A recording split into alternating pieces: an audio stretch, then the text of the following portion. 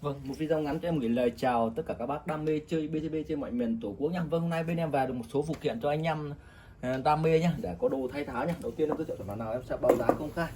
Vâng, thì đầu tiên em giới thiệu cho các bác về những dòng bơm tay, bơm cao áp, bơm tay nhá. Các bác nào mà dùng những cái bơm mà lâu ngày nó bị bơm nó không lên hơi hay là không nó bị đẩy ngược nhỉ, bơm bị đẩy ngược, bơm nặng, bơm vít nhá. Các bác có thể tham khảo mua một cái dòng sim bơm này nhá, một túi sim bơm này để cho các bác thay vào những cái dòng bơm tay nhé. Một cái túi sim này bên em đang bán giá công khai, một túi sim bơm này là bên em bán giá là 80 vì là chưa ship nhé. Hay bác nào mà mua combo hai gói thì bên em bán cho các bác là 160.000 này, bao ship vào tận nhà nhé. Còn bác nào mà mua một gói là chưa có ship nhé.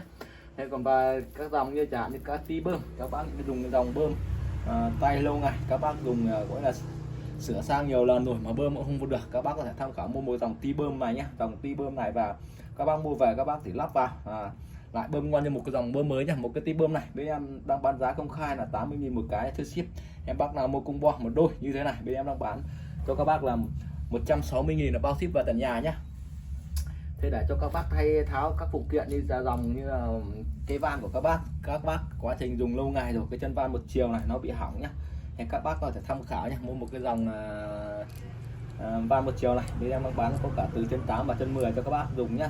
Em một cái dòng này bên em đang bán giá cũng là 80, đồng giá là 80. Đây là một cái chưa ship. Hay bác nào hôm nay mua hai cái combo thì bên em bán cho các bác là 160.000 bao ship nhá.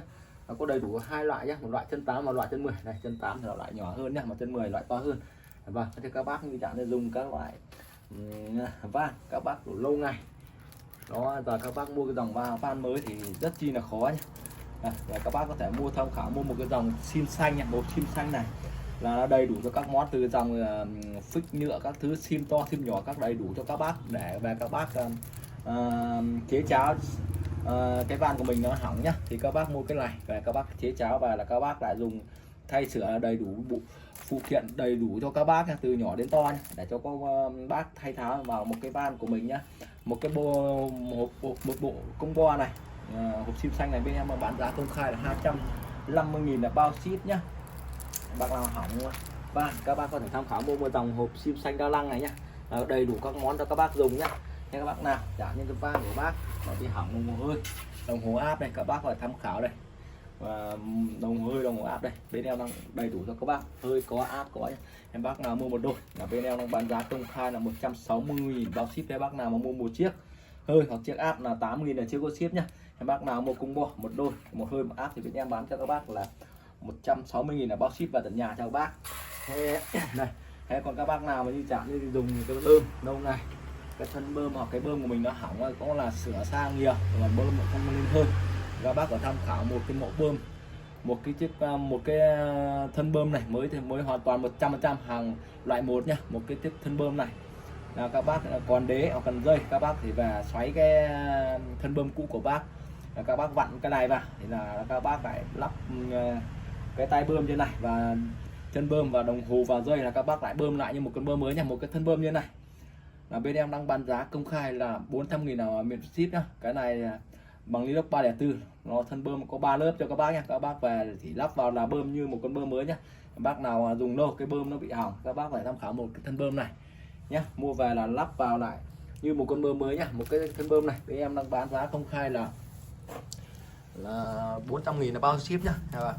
Thế rồi để không phải chờ lâu thì các bác như dạng như dùng những cái dòng bơm tay hay bơm máy, dây cái lâu ngày cái dây này nó bị gãy hoặc nó bị lỗ hoặc bị dập, bơm nó không lên vào được hơi, thì các bác có thể tham khảo mua một cái dòng dây bơm này nhá. Một cái dây bơm như này là dây là chưa có đầu lọc nhá, chưa đầu lọc ẩm thì là bên em đang bán giá là 80.000 một chiếc. Cái bác nào mua một đôi thì bên em bán cho các bác 160.000 là được miễn ship nhá. Hay bác nào mua một chiếc thì là 80.000 là chưa có ship. Thế còn bác nào mà đây dòng bơm máy các bác đây là lại là dòng lọc ẩm to. Thế bác nào mà bị gãy bị dập, bơm nó không vào hơi vào bình, các bác có thể tham khảo mua một cái dòng dây bơm này đầu lọ ẩm to nhá. Một cái dây như này bên em bán giá công khai là 250.000 là bao ship vào tận nhà nhá. Vâng, thì em giới thiệu cho các bác về sản phẩm đầu bò bên em. Đây là một chiếc đầu bò lao lăng. Thế nhưng các bác nào mà dùng cái đại đầu bò, dùng cái máy đời cũ như đầu bò nhỏ, các bác dùng lâu ngày 5-7 năm rồi, giờ bơi lên hơi yếu hoặc là kém, bơm không vào hơi, các bác phải tham khảo mua một cái dòng mẫu, một cái đầu bò đa năng này, đầu bò to, bít tông to, bơm thì nén hơi vốn khí là bơm cực nhanh và cực khỏe nhá. Cái này đầy đủ phụ kiện cho các bác này, gồm theo một túi gioăng sim này, đầy đủ cho các bác để là gắn đủ cho một bộ combo của một cái đầu bò này. Về là các bác tháo cái đầu bò cũ ra, đây nó có một cái gioăng này để cho các bác gắn vào đây, là gắn vào đây để cho các bác quá trình các bác tháo đầu bò cũ của bác lắp qua này vào là các bác lại lắp vào bơm như một con bơm mới nha. Một cái đầu bò đa năng này thì nó có đầy đủ phụ kiện cho các bác đi theo nhá, một túi gioăng sim và một miếng đệm để cho các bác nhé. Và cái này trên này thì nó có đầy đủ. Cái đây trên này có một cái ốc chống cháy lỗ cho các bác này, các bác này, trên này có một ốc chống cháy lỗ, quá trình các bác bơm nó lên áp cao các bác không để ý thì nó có một cái gioăng đồng này, nó làm rách cái lá đồng bên trong này để nó phân hủy cho nó không bị cháy cái đầu bò và cái lỗ đầu bò và cái máy nhá, để giữ được cái tuổi thọ của cái đầu bò của các bác được bền bỉ theo thời gian 5 tháng. Trên đồng thời trên này nó có một cái đầu lỗ này để bắt đồng hồ cho các bác để các bác bơm nhá. Một cái dòng đầu bò to, bít tông to này, đầu bò đa năng lắp cho các loại dòng như dòng Chương Si hay là Tiger hoặc là hàng dòng Yamaha hoặc là ASEAN đều có thể lắp được cho các bác các loại dòng nhá. Một cái đầu bò này bên em đang bán giá công khai là 1.600.000 là bao ship và tận nhà nhá. Và bác nào nhanh tay mua dùng loại nào nhanh tay gọi ngay trên đầu số màn hình giúp em nhé.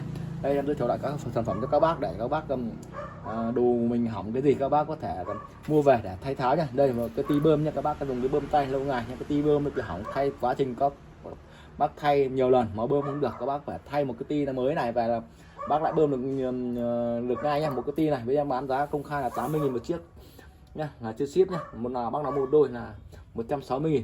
Thế về cả những van một chiều này bên em đang bán giá công khai là 80.000 chiếc, một đi theo một đôi combo thì là bên em bán 160.000. Và hộp sim xanh bên em đang bán là 250.000 nhé. Và đồng hồ hay đồng hát bên em bán là 160.000 một cặp này em bao ship nhá. Một chiếc là 180.000 là chưa có ship.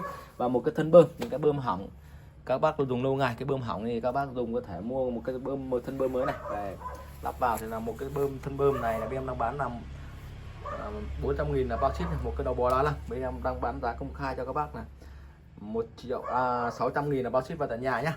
Thì cuối video cho em gửi lời chào tất cả các bác nhé. Hẹn lại các bác vào video tiếp theo của shop nhé.